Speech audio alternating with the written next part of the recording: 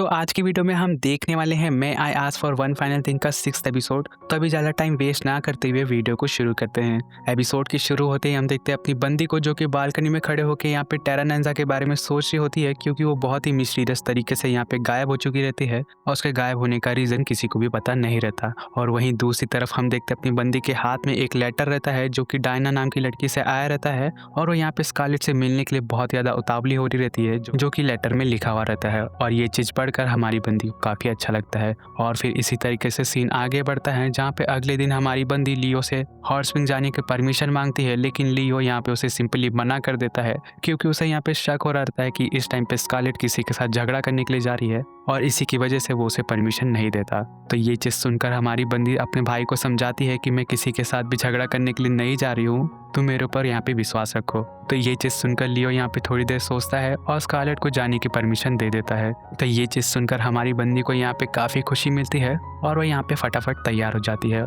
लेकिन वो जैसे तैयार होकर गेट के पास पहुँचती है तो उसे पता लगता है कि प्रिंस जूलियस उसे लेने आए हैं, क्योंकि प्रिंस जूलियस उसके साथ जाने वाले हैं। और ये चीज़ देखकर हमारी बंदी का पूरा मूड एकदम ख़राब हो चुका रहता है, क्योंकि वो यहाँ पे अकेले जाना चाहती थी लेकिन अब उसे यहाँ पे प्रिंस जूलियस के साथ जाना पड़ेगा। तो यहाँ पे हमारी बंदी अपने आप को समझाती है और प्रिंस जूलियस के साथ जाने के लिए यहाँ पे तैयार हो जाती है। और जब वो लोग रास्ते में जा रहे होते हैं तो यहाँ पे प्रिंस जूलियस हमारी बंदी से पूछते हैं कि तुम तो यहाँ पे ट्रिप पे अकेले जाने वाली थी, लेकिन लियो ने मुझे तुम्हारे साथ क्यों भेजा, क्या तुम मुझे यहाँ पे बता सकती हो। तो यहाँ पे हमारी बंदी चिढ़ते हुए बताती है कि मेरे भाई को यहाँ पे शक हो रहा था कि मैं किसी के साथ झगड़ा करने के लिए जा रही हूँ। तो ये चीज़ सुनकर प्रिंस जूलियस की यहाँ पे हंसी निकल जाती है और वह यहाँ पे हमारी बंदी को थोड़ा सा टीज भी करते हैं। तो ये चीज़ सुनकर हमारी बंदी को यहाँ पे गुस्सा तो आता है और उसे प्रिंस जूलियस को मारने का भी मन करता है, लेकिन वो ऑब्वियसली ऐसा नहीं कर सकती। तो वो सिंपल तरीके से प्रिंस जूलियस के साथ बात करते हुए उस जगह पे पहुंचने वाली होती है। तभी प्रिंस जूलियस स्कारलेट को बताते हैं कि ये जो तुम महल देख रही हो ये दोनों रिलीजन का हेडक्वार्टर है, आई मीन पॉमिनिज्म और डायनानिज्म का,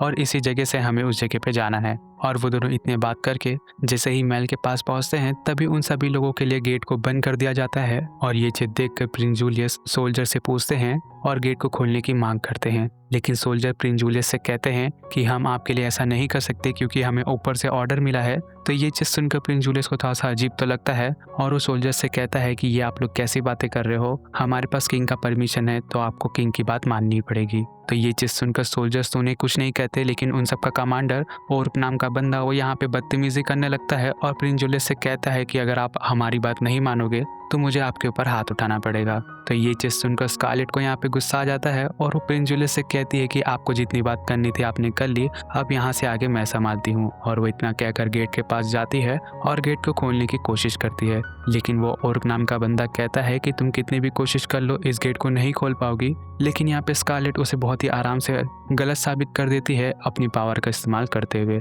और वो जैसे ही अपनी पावर का इस्तेमाल करती है तभी वो गेट ही उड़ जाता है और यहाँ पे प्रिंस जूलियस और स्कारलेट गेट के अंदर आ जाते हैं। तो स्कारलेट को अपने सामने देखकर वहाँ पे सभी सोल्जर्स बहुत ज़्यादा घबरा जाते हैं और अपनी जान को बचाकर वहाँ से भाग जाते हैं। लेकिन वो ओर्क नाम का बंदा यहाँ पे स्कारलेट के ऊपर अटैक कर देता है, लेकिन यहाँ पे स्कारलेट उसके हथियार को उसी के ऊपर डिफ्लेक्ट कर देती है, जिसकी वजह से उसी को यहाँ पे चोट लग जाती है। लेकिन यहाँ पे स्कारलेट देखती है कि उसके ऊपर अटैक भले ही हुआ हो, वो अटैक बहुत ही जल्दी हील हो चुका है। तो ये चीज़ देखकर हमारी बंदी को थोड़ा सा अजीब तो लगता है, लेकिन तभी उसकी नज़र उसी नेकलेस पे पड़ती है जैसा कि गॉडविन के पास था। तो ये चीज़ देखकर स्कारलेट थोड़ी देर सोचती है कि क्या ये नेकलेस बहुत ही आराम से सभी लोगों को मिल जाता है, और वो इतना सोच ही रही होती है। लेकिन तभी ये बंदा फिर से उसके साथ बदतमीजी करता है, लेकिन हमारी बंदी इस बार उसे सह के नहीं लेती और वो सीधा उसे अपर कट मारती है, जिसकी वजह से वो आसमान की तरफ तारा बनते हुए उड़ जाता है। और उसे मारने के बाद हमारी बंदी को काफ़ी अच्छा लग रहा होता है और यहाँ पे प्रिंस जूलियस भी उसकी काफ़ी ज़्यादा तारीफ करते हैं। लेकिन तभी वहाँ पे और भी बहुत सारे सोल्जर्स आते हैं जो कि डायनानिज्म की तरफ से होते हैं और वो लोग स्कारलेट के साथ बहुत ही अच्छी तरीके से बात करते हैं और जो उनका कमांडर रहता है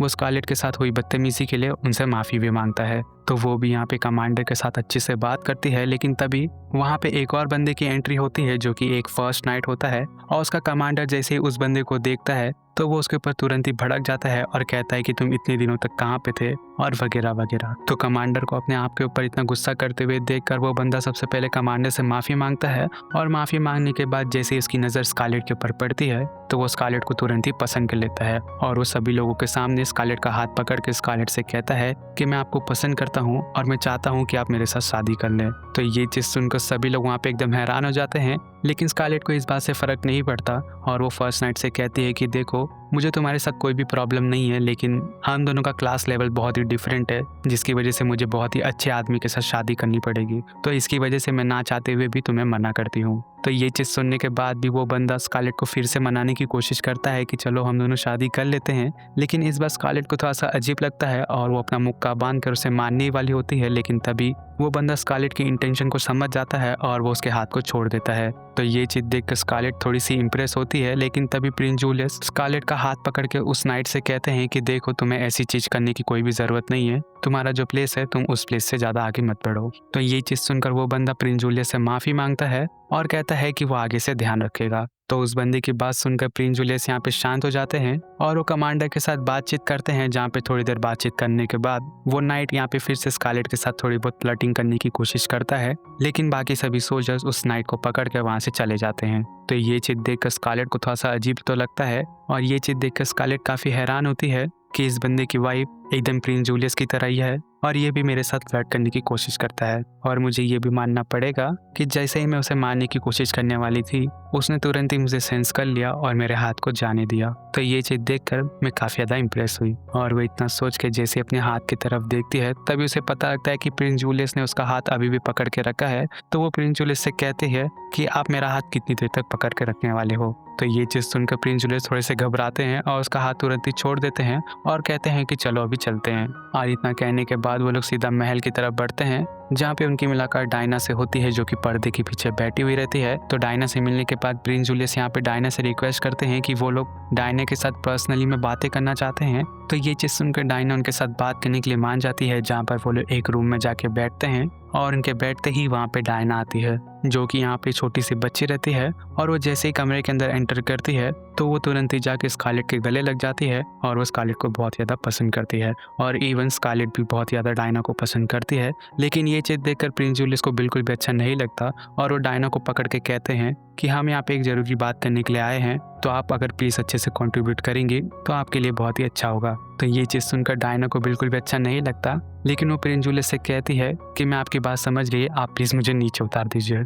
तो प्रिंस जूलियस उसे नीचे उतारते हैं, जहाँ पे डायना फिर से हमारी बंदी के गले लग जाती है और वो दोनों एक ही साथ में बैठते हैं, जहाँ पे ये तीनों ढेर सारी बातें करते हैं। और बातें करते हुए ही हमें डायनानिज्म के पास्ट के बारे में पता लगता है कि बहुत साल पहले इस जगह पे मॉन्स्टर ने उनके ऊपर अटैक कर दिया था, लेकिन तभी वहाँ पे एक डायना नाम की लड़की आई, जिसने कि अपनी पावर की मदद से सभी लोगों की जान बचाई और उसने चारों तरफ इस लैंड के चारों तरफ ऐसा एक क्रिस्टल सा बना दिया और वो उसकी रखवाली करने लगी। लेकिन बहुत टाइम होने के बाद उस लड़की की डेथ हो गई और मॉन्स्टर का अटैक फिर से शुरू होने लगा। तो ये चीज़ देखकर गांव वाले वापस से डरने लगे कि वो लोग की जान फिर से खतरे में है। लेकिन तभी वहाँ पे एक दूसरी डायना नाम की लड़की आई और उसने अपनी पावर की मदद से उस जगह को फिर से संभाल लिया और फिर इसी तरीके से ये साइकिल चलता हुआ आ रहा है। और फाइनली आज के टाइम पे जो डायना बैठी है स्कारलेट की गोदी में, ये अब तक की लेटेस्ट डायना है। तो ये सारी बातें पता लगने के बाद यहाँ पे हमें बहुत सारा आइडिया मिल जाता है कि डायनानिज्म इतना ज़्यादा इम्पोर्टेंट क्यों है और वो लोग उनका फेस्टिवल क्यों मनाते हैं।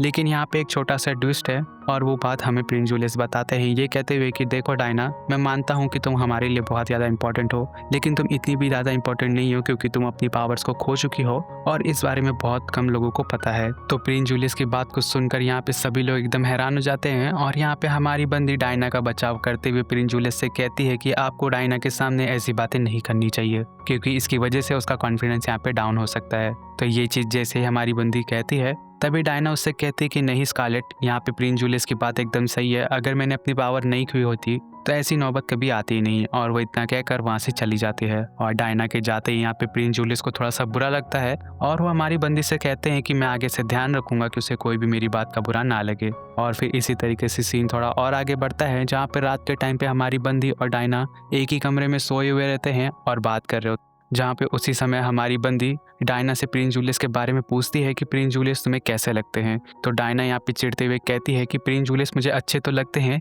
लेकिन जब भी वो बदतमीजी से बात करते हैं या फिर मुझे चिढ़ाते हैं तो वो चीज़ मुझे बिल्कुल भी पसंद नहीं आता और मेरा मन करता है कि मैं उन्हें मार दूँ, लेकिन मैं ऐसा नहीं कर सकती। तो ये बात सुनकर हमारी बंदी भी इस बात पे पूरी तरीके से एग्री करती है और वो डायना को बताती है कि मैं भी प्रिंस जूलियस को लेकर इसी तरीके का थॉट रखती हूँ, क्योंकि प्रिंस जूलियस मुझे भी यहाँ पे चिढ़ाते हैं। तो ये चीज़ जैसे ही डायना सुनती है तो उसे यहाँ पे यकीन नहीं होता कि प्रिंस जूलियस यहाँ पे स्कारलेट के साथ भी मस्ती करते हैं और स्कारलेट यहाँ पे उन्हें कुछ भी नहीं कहती। लेकिन वो यहाँ पे स्कारलेट से कहती है कि अगली बार अगर उन्होंने कुछ किया तुम्हारे साथ तो तुम मुझे बताना, मैं यहाँ पे प्रिंस जूलियस की धुलाई करूंगी। तो ये चीज़ सुनकर हमारी बंदी को अच्छा तो लगता है, लेकिन तभी कमरे के बाहर से मेड की आवाज़ आती है, जहाँ पे वो मेड हमारी बंदी से कहती है कि आपको कमरे से बाहर जाना पड़ेगा क्योंकि अभी मैडम डायना का यहाँ पे सोने का टाइम हो चुका है। तो ये चीज़ सुनकर स्कारलेट वहाँ से जाने लगती है, लेकिन तभी डायना उसे रोकती है और कहती है कि क्यों ना आज रात को हम लोग एक ही जगह पे सो जाए। लेकिन यहाँ पे हमारी बंदी डायना को समझाती है और कहती है कि नहीं, तुम्हें यहाँ पे अच्छे से आराम करने की ज़रूरत है, तो तुम यहाँ पे अकेले ही सो।